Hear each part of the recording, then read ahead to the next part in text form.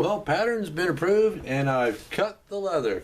Actually, my wife helped me. She's very helpful with that kind of stuff. Anyway, what I'm going to use for this one, since it's so small, I'm going to use 7 ounce because 9 ounce would be way too heavy. Way too thick for this. Because the 9 ounce I use is 9 to 10 ounce. Anyway, I've got all the bits cut out here. And you can pretty much see how this is going to go together. This part's going to go, well, first of all, the knife sheath is going to go in the back. I've got the welt here, and what I've done is I've cut some extra 9 ounce bits for, I guess you call it a thickener, and skived the ends in so that'll blend in with the rest of it on both sides. Now that goes in the general area of the handle of the knife. So let me just show you this real quick. That's the knife.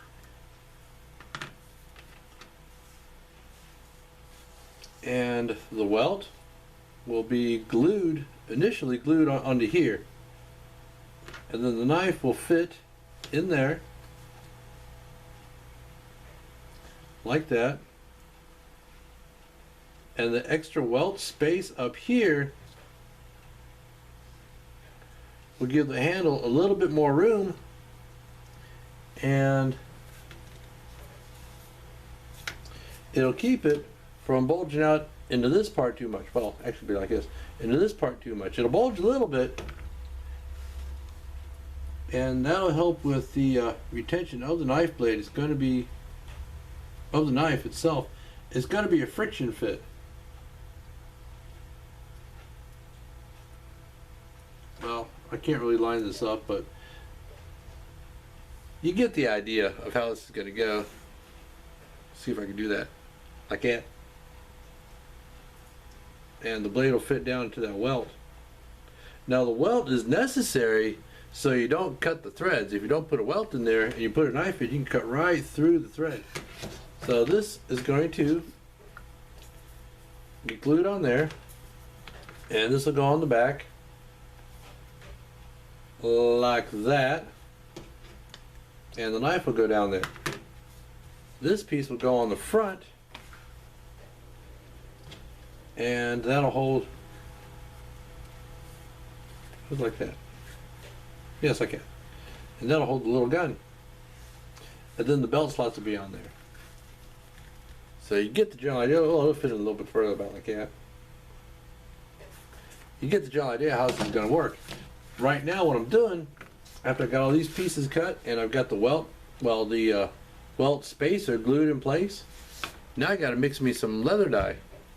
This one's going to be a nice, oh, that's just right. It's going to be a nice deep chocolate brown. I hope this is showing up right on the camera. And not too dark. It's going to be a dark chocolate brown, and actually that looks just right there. That's what I'm going for.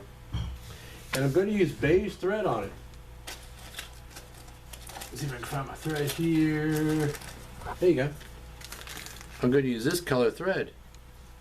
And I think that contrast is going to come out rather nice. I guess you might say it's kind of rubber band colored.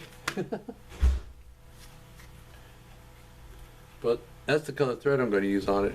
It'll give it a nice contrast without being too stark. I don't want to use black because that'll just blend in, and I don't want to use white because that'll be too stark against the chocolate brown. I did this dye earlier. I mixed it and I put some on there earlier. I'm going to give it overnight to let it dry some more, so I can get a really good idea of how it looks. If I like the way it looks, if it says chocolate brown to me, then that's what I'm going to use. So, next step is going to be to get some dye on these pieces, and we'll come back. Yeah, we'll see you in a little bit.